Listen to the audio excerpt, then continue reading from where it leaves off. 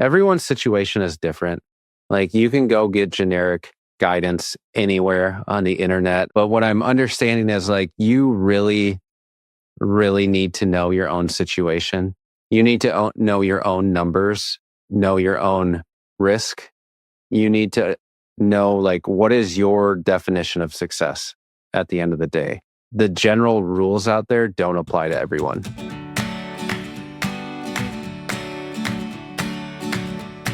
Welcome to Money Dates, the podcast that makes money conversations with your partner feel a little less taboo. I'm Natalie Slagle, a certified financial planner, and I'm joined by my husband and business partner, Dan Slagle, also a certified financial planner. Say hi, Dan. Hello. In each episode, we'll share honest stories and practical tips to help you and your partner feel more connected and confident on your financial journey. So grab your drink, get comfortable, and join us for our Money Dates. Hi, Natalie. Hello, Dan. Happy spring. Happy spring. I was thinking, how do we start talking without saying hello? And just hello just is nice. It's a good way to start off. It's always nice to say hi, make direct eye contact, and just see where the conversation takes you. Isn't that wonderful? That is wonderful. What are we going to talk about today? That's a really good question. So I just want to start off by saying, most financial advice is like built, it feels like, for just like the average person making just like average decisions, right? Sure. That's like the advice, the rules kind of at play when it comes to just general personal finance. But the reality is like a lot of our clients aren't average. I don't think you're average. Heck, no one's average. Every recommendation should be tailored to an individual person or an individual household. So what I'm getting at is there are a lot of different financial rules that most of our industry and most of the world tend to follow. And today I want to focus on what are the financial rules that you and I actually break, and the rules that we tell our clients, hey, it's okay if you break these too. I like this a lot because we've broken them. Like you said, we've told our clients to break them. And sometimes you need that permission, right? But you can't break them recklessly. Like there has to be some analytics and intention behind it. Yeah, you have to know what the outcome could possibly be and know alternative solutions to if you break the rules. Air quotes for those of you who are just listening. By the way, Natalie and I are certified financial planners. We're co-founders of Fuse Financial Planning. Just so you know, if you like the information you've been hearing, we are currently accepting new clients and would love to entertain the opportunity to meet for a free consultation. We'll drop the link in the show notes. So Natalie, these aren't reckless moves, okay? I just want to start off by saying that. The rules we're going to talk about that we break are not reckless moves. They are intentional ones, and there is a big difference between the two. Yes, absolutely. So, when we're talking about what the pundits say in our industry, like where is that coming from? And why does it not always apply to our listeners, to our clients? And it has to do with exactly what you're talking about, Dan. Like there's breaking a rule with intention versus breaking it out of ignorance, out of breaking it without speaking to an expert. And today we're talking about breaking rules with intention. So these rules, there's 5 of them that we're going to talk about today. And so I'm going to give you a quick tease, everyone, on the rules that we talk about breaking with our clients. So the number 1 rule that we break and that we broke is starting a business is too risky. Starting a business is too risky. The second rule to break, donor advised funds are only for the uber wealthy. Third rule, every kid should have a Roth IRA before they leave your house. Number 4, renting is throwing money away. And number 5, don't touch your portfolio before retirement. These are all the rules we've been told, and we are going to talk about breaking them today. So let's start off with rule number 1. Yeah, let's do it. So rule number 1, again, to reiterate, starting a business is too risky. I want to take a step back, and I do think there's risk associated with starting a business. But the idea of that it is too risky to go down that endeavor, I think is a false narrative. So of course, I always feel like I'm the stat person. Do you feel like that You're the too? stat guy. All right, You're I'll the be the stat stat guy. guy. I'm like, Let's hear that's the my, stats for I need a today. shirt that says stat guy. Well, according to 2024 data from the US Bureau of Labor Statistics, so very reputable source that we're working with here, only 20% of businesses fail in their first year. That number surprises me. It is surprising because what has been thrown around through conversations that I've had is half the businesses fail. And it's like, what data are you looking at? Because that's not necessarily true. It's actually only 20% of businesses fail within their first year. So go check the facts, everybody. So I like that number. Yeah, every business, every industry is different. I think it's not only about getting through that first year, but thinking about what is the longevity of the business, right? So in year one, based on the statistics provided, roughly 80% of businesses survive. If we fast forward to a 5-year period, about 50% of those businesses survive. And then as we get into the 10-year period, around, I think it's like a little under 35% survive. So that survival rate actually decreases when we're looking at it from a different time period, right? The 1, 5, or 10-year period. It's important to talk about why most businesses fail. And there's been research done. We're looking at research from CB Insights based on like 100 startup postmortems reveal like the most common reasons. And 42%, no market need. So this, to me, stems to what is the business plan? Is there a market fit for the business you're creating? Right. So maybe by not identifying if there is a true avenue for future growth within your business, that to me explains why a lot of these businesses that did not succeed, why that did not exist, right? At 42% showing no market need for what they're offering. That's pretty substantial. And I think it almost makes me question, why are you starting a business? You're either providing a service or a product.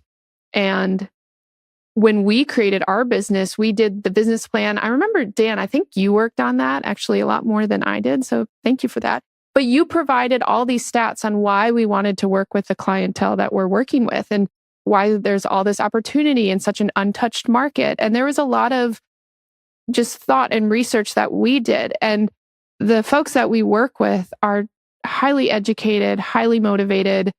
They're smart people. And so I'm like, I don't think the people that listen and our clientele are the type of people that would do no research and just say, hey, I'm going to go start this hummus product and sell it and hope for the best. And I'm saying hummus because I literally thought about creating a hummus line and selling because I was really into making hummus, but I did no research, which is why it never came off the ground. But anyways, that was your COVID passion. Like that's when you were like, you got into, I want to start a hummus business. And let's not knock that hummus. was during COVID. Hummus is good. But, I go through the other reasons why businesses are failing. Yeah. So 29% out of that study ran out of cash. That's a direct correlation to the things that we help clients with. Obviously, from a personal side, we always want to make sure we have an emergency fund or liquid savings available should you need it. So thinking about setting that also up for your business is going to be really important.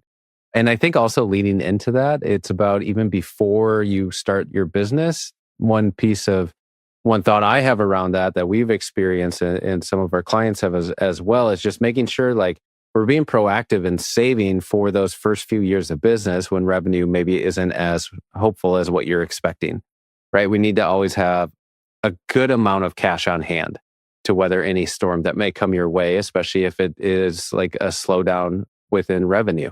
The other reasons are 23% of that survey, a weak team. That's interesting. 19% outcompeted, and then 18% pricing or cost issues. So that kind of rounds out the list as like the top reasons why businesses within this specific study did not survive. The stats are really informative because they can all be addressed. Knowing 42% of the time businesses fail is because there's no market need. Okay, do your market research.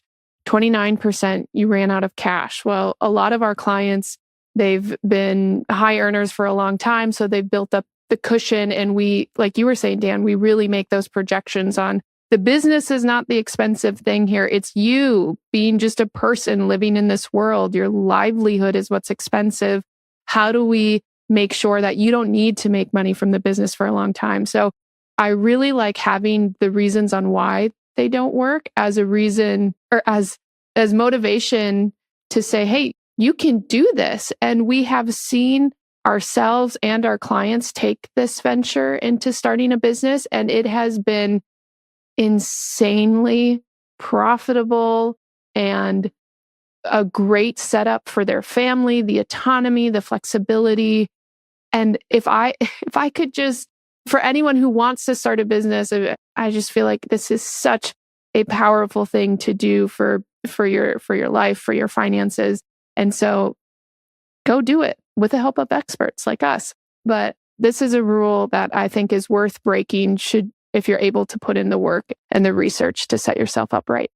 It's about being intentional and having proactive planning. Obviously, if you're in a partnership as well, you need to make sure there's a lot of things that we did not go through on this list that are just as important, right? So looking at the impact of, can someone in your household still carry benefits, right? There's a lot, like, whereas you and I, we just went for it. And there's a lot of other financial planning conversations that need to happen to make sure things are up and running as adequately as possible, to make the likelihood of survival that much stronger.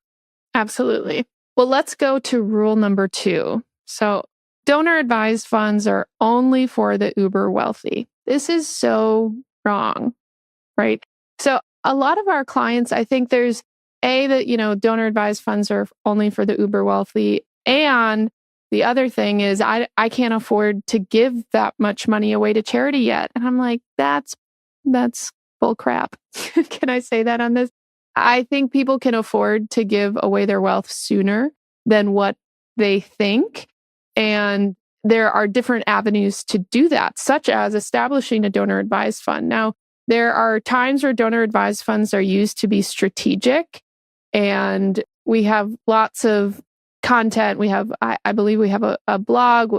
We talk about donor advised funds in a different podcast. So look that up or just reach out to us on the ins and outs of it. But I think a donor advised fund can also be used as an encouragement to start giving away your wealth, and set aside all the strategic aspects. That's for us to analyze and help you with. But just having a donor advised fund, depending on where you go and how you create it, you don't actually need to start with a lot of money. I think our clients and a lot of our listeners can afford to just transfer $2,000 to $5,000 from their brokerage or from their savings. They will be fine financially without that money. And that's all it takes to get this thing up and running. What are your thoughts with donor advised funds, Dan? I think it's a great tool to, even if you don't have intention set aside around specific gifting to charitable organizations, it's such an amazing tool to have, to be able to have readily available at your disposal when the opportunity presents itself. To your point, like, there's typically, at least I'm not aware of any like minimum requirements to get the account up and running. And I think it's something that you can just continue to build through as your wealth accumulates, as income grows. Maybe, you have appreciated stock from a company. Like, these are all really good opportunities to give your wealth if that's important, right? And again, this is where the idea of receiving guidance to understand what's the impact from a tax planning perspective for your household. How does this impact your investment plan?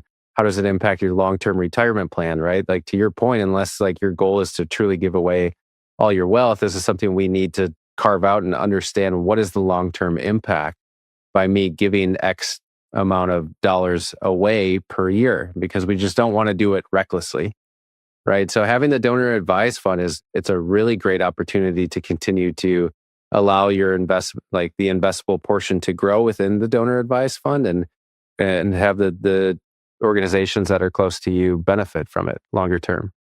Yeah. Well said. Well said. And I also think it's kind of funny how we first started talking about this. They're only for the uber wealthy. Well, just like most things, I like to ask people, how do you define that? Like, someone could look at you and I, Dan, and say, you are uber wealthy. And I would say, no, I don't classify myself that. I classify these people. And so I think we tend to think like, oh, there's all these things out there for people who are uber wealthy, whatever that means to us. And you might be in the position where these types of vehicles were actually meant and created for a household like yours. So don't discredit the power of your wealth and how it could be shared amongst others. You don't have to be a billionaire to give away your wealth. You can be in a much different situation with that. And speaking of giving away your wealth, this goes to rule number 3. Every kid should have a Roth IRA before they leave your house. So the reason why I added this to the list is because we have clients who bring up like, hey, should I start a Roth IRA for my kid? And I'm like, you can't just like start it. There needs to be earned income and, there's all these things. But I came across this TikTok video, which I'm not on TikTok, but I like found it in research for this podcast. And here's what I did, because I did not think it was a good video, but I didn't want to out the person who created the video. So I was like, I'm just going to say verbatim what they said without saying who it was, because I can't do that. Okay, so here's what it said. Here we go. Your 7-year-old could legally have a Roth IRA, which means they could retire with multiple millions of dollars tax-free by the time they retire at 64. Here's exactly how it works in real life. The first step is your kid needs earned income. The loophole here is simple. All you have to do is open a business and hire them. I have my son model in content and help me clean my office. Step 2, pay them a salary. If you keep it under $14,600, it's tax-free and a business deduction for you. Step 3 is open a custodial Roth IRA at Schwab, Fidelity, or Vanguard. Now let's do the math. Let's say you pay your kid $14,000 a year and invest $7,000 into a Roth each year from age 7 to 18, and then you stop. That money can compound. That money can compound to $4.6 million by age 64 with an 8% annual rate of return. The other $7,000 is invested into Bitcoin. Do that for 11 years and leave it untouched until they are 64, earning a rate of return of 15%, which is super conservative. That could grow to $125 million by age 64. And no, these numbers aren't wrong. This is what compounding looks like if you leave it alone for many, many years. End scene. Dan, I need your initial reaction to what I just shared. Go. My initial reaction is, this is why I am not on TikTok and watch TikTok videos, because I think there's some truth to certain items that were said, such as where to open up a Roth IRA, for example. But like the last like bit that you read about I think it was like 14,000 a year, or no, 7,000 a year gets invested into Bitcoin, right? Yes. That's what was said. Yes. And you do that for 11 years and then leave it untouched until age 64. Earning a rate of return of 15%. Earning a rate of return of 15%, which you also then said, which is super conservative. I don't agree with that. And the final statement, that could grow to $125 million by age 64. That would be incredible. But I think those are like pie in the sky type numbers, especially with the earning a rate of return of 15%, like annualized, I'm assuming. And then calling that type of rate of return conservative. And then making the assumption that the money is just not going to be touched until age 64. There's a lot there that's just like out of control and out of the person's control, just out of control in general. And I don't agree with that statement. I think there is opportunity to open up with like a custodial Roth IRA. You and I kind of briefly talked about this. And the other thought that comes up in my mind is like, you and I we own a business, right? So there's like ample opportunity to put our daughter, when the time comes, on payroll and have her contribute to a Roth IRA. So full disclaimer, our daughter is 2. I'm not going to put her on my payroll as of right now. And I might never do that. I think the opportunity needs to present itself if she actually truly has an interest. It could be a really good opportunity, but I'm like pretty strong in this statement that I'm not just going to hire my child so I can contribute to their Roth IRA. Yes. And I think that I know that is the reason why I put this in here, because I think there is a lot of parental guilt with something like this, like, oh, this is what other parents are doing. Oh, I just need to create a business. And I'm like, you can't just create a business. It has, even for tax purposes, you can't just create some kind of like bullcrap business all because you're trying to get deductions or put money in. Like the IRS would be all over that. I also think, to your point, Dan, it's like, I kind of want our child to be a child. I want them to be a kid, and I don't want them to necessarily think about work. We right now could probably technically hire our daughter as a 2-year-old as a model for photos on our website, and then do this, and then grow her Roth IRA to 125 million by the time she's 64. Like, come on, people. Like, what are we doing? Why are we so fixated on things like this? I do agree that this is a strategy to use when it's legitimate. And I personally wouldn't want to hire our daughter for her photos on our website, or maybe she can come clean our office. But I think about our cleaners, they do an amazing job. They come once a month. We're not paying them anywhere close to $7,000 a year. So it has to all make sense. And the way that this was framed, it was way too simple for something that's actually pretty complex. And I just don't want this narrative out there to be, I'm missing out on this opportunity to do the Roth IRA for my kid, because you might not be missing out. It might just be that the facts don't add up for this to make sense and for you not to have to deal with a big IRS audit.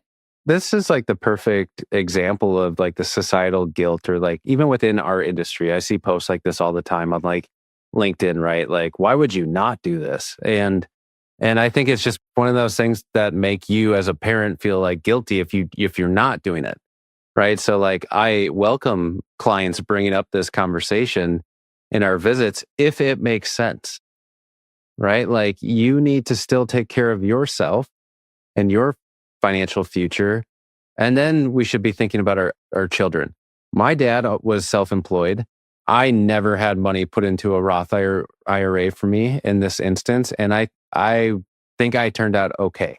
And for me, like, a lot of the work I was doing for him, I wasn't like, what was the example? Like cleaning? I guess maybe I did clean, but I was like filing his receipts, right? Like that was a way for me to get allowance. But it does feel like one of those like guilt items that's put out there. It's like, you're stupid if you're not doing this. Right. And here's why. And I'm going to lay out all the numbers for you of what the future growth could be. I don't necessarily think it needs to be for everyone. Right. Yeah. It's very clickbaity. Very clickbaity. What's rule number 4? Ooh, rule number 4. Another one that I feel like as these rules continue to go, they're getting a little more heated, a little more tense, a little more tense. I love it. Rule number 4, renting is simply throwing money away. So just so you know, in our show notes, or you can go back to your library, we do have a full episode on home ownership versus renting. It's called Home Ownership versus Renting, the Good, the Bad, and the Ugly. I believe it's episode 5. So again, that episode is going to provide a lot more context into this conversation. There's a few areas that I always want to focus on when it comes to the conversation of renting versus buying, like in the trade-offs, right? We're not pro renting or pro buying, right? Our personal situation has us currently renting. We have been homeowners in the past. We're not going to get into the full story. Again, you can go back to episode 5 and listen to that. But the myth the rule is renting is simply throwing away money. The truth is, like, the cost of home ownership or buying a home looks so different in 2026 or today's world versus like our parents' generation. Even when you and I first bought a home in 2016, so 10 years ago, a decade ago, the environment looks so different. Like the valuations have appreciated, interest rates are a lot higher. I think you and I, when we first bought a home, our mortgage was like $1,500 a month. And then after we sold, we were renting a 2-bedroom place for granted, like a different part of the country, like for $1,700. And I look back and I'm like, if you and I were still in that home and had a $1,500 mortgage, like that would be insane. Like, you can't even find a studio apartment for $1,500 where we are. That's crazy. It is crazy. Well, and that's kind of the issue in the market right now, or people don't want to move because then they'd have to give up their interest rate and that mortgage. And At this point, if we still had that mortgage, then I would still gladly be a homeowner. But we made different life decisions. If it was only a decision on the cost of renting versus home ownership, then that'd be different. Yeah. And with home ownership versus renting, like there's other ways to build wealth outside of home ownership. I think that's another like societal pressure of like, you need to buy a home, own a home, or you're stupid when it comes to your money. And there are other ways to build wealth realistically outside of home ownership, because you can stay in the home, like in that, like our example, we could be in that home for the next 40 years. Like, I don't know what the housing market's going to look like at that time. I would assume the price of the home will continue to increase over time, but we're not realizing any of that equity until we sell our home. So how is that any different for you and I versus like when we have surplus cash flow, putting money back into our business and building equity that way? I mean, it's not. At some point, we're either going to sell our home when we're older and realize the equity then, or we're going to sell our business. So to your point, like, why is one so heavily praised compared to the other? And obviously that's so simple. There's different risks, there's different appreciation. We get that. But to your point, Dan, being a homeowner is not the only way to being wealthy. And this isn't us saying renting is better, but we do find that there's so many people that believe home ownership is the end all be all, that we're like, we just want to raise a voice to say renting is also okay. And we have a lot of very well off clients who are renting. Yeah. And when we are in our professional day-to-day environment and building out long-term financial plans for our clients to say, like, here's what the future may look like if just all things we know today remain consistent, or we maybe add in some goals. Like, we have built throughout our career very successful long-term financial plans, assuming someone rents for a very long period of time or indefinitely throughout their life. Mm-hmm. There's no right or wrong way to go about it realistically in today's world. So that's a rule we personally break, and truthfully, a lot of our clients do as well.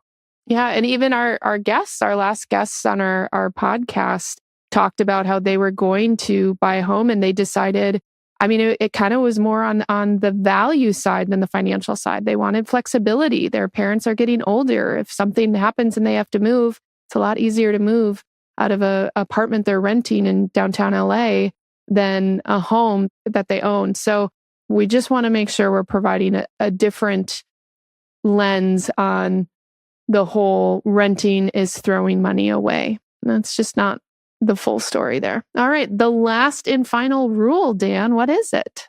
Don't touch your portfolio before retirement. Right? I think the conventional wisdom here is if you touch your portfolio before retirement, your distributions are going to trigger taxes, trigger penalties, and derail just overall compounding interest long term. Our take on it, Natalie, why don't you get into our take on it? I want you to share your opinions on it. I love convincing clients, we need to do distributions from your brokerage account. And they're like, why would I, are you sure? What does this mean? We're only in our 40s or whatever it may be. And it's like, look, you made a life change. We have clients who've moved to Europe. We've had clients were working and have decided to take a few years off. Like, can we get creative here, people? Can you reward yourself for your financial success prior to your 60s, which is not guaranteed? I just feel like it's like a weird professional high when I'm like, let's start distributions, and we talk about what money we're pulling and from what investments and the tax implications. Obviously, that's all being done. But I think as I get older and we see people pass away unexpectedly and we see people get to this point of retirement and then they're like, now what? It's making me realize that more often than not, people are going to pass away with wealth still left over. And so why are we not tapping into it sooner in a way that just enhances our lifestyle, whatever that means for you? I'm pretty passionate about this. Yeah, well, you just shared an article with me recently that I believe talked about how the reality of like longevity and retirement is typically health, I think, declines. What do you remember the age of that article? What the article said? Was it 72? It was starting at age 60, you have 12 good years left. And so, yeah, starting at age so 72. Yeah, 60 plus 12 is 72. We were both right. Yes, I wasn't saying you were wrong, Dan. I was just giving you the background on how we got to 72. Anyways, you talk about that article. I skimmed it. I think you thoroughly read it, but I'll give my 2 cents on that article. So it talked a lot about, like, if you retire, for example, I believe at age 60, you're going to be in better shape. You're going to have more health. So the article is like encouraging retirees, or even if you're not retired, to do the things early on in retirement, right? Like in working with a lot of our clients who are in their like early 40s, we're potentially planning for and I think this is this could be another rule that we add to the list. Like we're potentially planning for like 40, 50 years of longevity, right? Like not only leading up to retirement, but getting them to be able to fund all the way through retirement. And a lot of times throughout our past, what we've seen is like clients pass away with a lot of assets. And, you need to think about what are your goals with the dollars. If it's leaving a legacy, that's fine. But if it's enjoying your wealth, the article talked about like this time period of from 60 to 72 where you really need to take advantage of it, right? So like doing the things early in retirement is really important. And we see a lot of our retiree clients doing that, like taking the vacations right at retirement versus like your health is going to kind of wind down. Like you're not going to be able to do like these more active vacations when you get into your 70s, right? And then spending might curb down compared to what you had experienced in like the early stage of retirement. Obviously, we need to consider like what health costs could look like. But I think what I'm getting at here is like taking distributions from your portfolio is okay, even if you're doing a little bit more upfront in retirement versus what you have to or anticipate taking in the future. Yeah, they call it the retirement spending smile, where your expenses are really high right when you retire, and then it kind of drops down because your health and your mental capacity starts to decline a little bit. And so then you're not traveling as much, you're not doing as much. And so your spending goes down, and then your spending ramps back up in the end because of medical costs. That's like, instead of this just plain trajectory of, okay, your expenses will just inflate by 2 or 3% every year. It's like, actually, it's going to look like this smile, this U shape. But regardless, it's like for a majority of our clients who are in their 40s, still very much in their accumulation years, I don't want people to be so focused on this retirement timeline, because even when they get there to what we were talking about, you're not going to have 40 good years. You're maybe going to have 10 to 15 good years, and then your life's going to look a lot different than what it does today. So how can I convince you that financially you could afford to take a distribution from your portfolio so that you can go on more vacations, so that you can work part-time and you can be with your kids more? I don't know. I don't know why. I don't know, what it's providing you. But there's an option there. And I think people should absolutely, if they can afford it, that's what we're here to help you assess if you can afford it.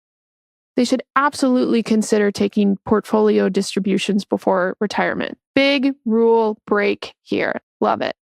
Yeah, well, one final thing I'll add is, obviously working with a professional or having some sort of guidance in terms of like making sure if you do take a distribution, like getting to a point where you have the financial flexibility to like almost manipulate the tax implications of where you're drawing the money from. I feel like I'm all over the place when I'm like waving my hands, talking about like the different buckets. But you got your brokerage accounts, you could Roth, traditional IRAs, like liquid savings, right? We can look at what are the implications if we take money from X account versus Y account, and show you what the benefit could be, again, longer term, to minimize, at least from a tax planning perspective, minimize the tax impact of taking an earlier distribution. Absolutely. What do you think all of these 5 rules have in common, Dan? Well, I think these rules are just like general principles that live out in our world right now. And after going through this, and something you and I really live by, especially with within our household, within our clients, is like everyone's situation is different. Like you can go get generic guidance anywhere on the internet, hopefully not that TikTok person. But what I'm understanding is like you really, really need to know your own situation. You need to know your own numbers, know your own risk. You need to know like what is your definition of success at the end of the day, right? Like that is what's most important. Is the general rules out there don't apply to everyone because every single situation is different. And that's what we're trying to get across when we talk about breaking these rules and how we have broken these rules and how we've, truthfully seen a lot of our clients do it. And just, again, it's understanding what the impact could be if you, again, break one of these general rules that maybe doesn't even apply to you. So what I'm getting at is just tailored, specific to your situation is most important and really all that matters. All that matters. Yes, absolutely. Well, this was a fun topic. I feel like we could actually dive into each of these 5 rules in its own episode to give more data points and to talk about each one specifically. But I appreciate you going on this journey with me, Dan. I'm glad that we are rule breakers. We certainly break some of these rules for us personally, and we encourage our clients to break rules all the time, to do exactly what you're talking about, like live the life for you, not for other people that these rules were created. I liked how you said in the beginning, Natalie, you're not an average person. And I was hoping you were going to go on a tangent on how wonderful and great I am. And I was waiting for it. It didn't come. Maybe it'll come after we stop recording, but we are not average people. Our listeners here, you are not an average person. So don't make average financial decisions. Thanks, Dan. Thanks, Natalie. Bye. Bye. Hey, if you've enjoyed this episode and are looking for personalized financial guidance, schedule a free complimentary consultation using the link in the description below.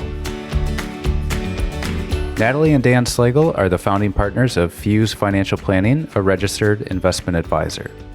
The information provided in this podcast is for informational purposes only and should not be considered investment advice or a recommendation to buy or sell any securities. Investing involves risk, including the potential loss of principal. Advisory services are offered to clients or prospective clients where Fuse Financial Planning and its representatives are properly licensed or exempt from licensure. For more information, including our disclosures, please visit our website at www.fusefinancial.com.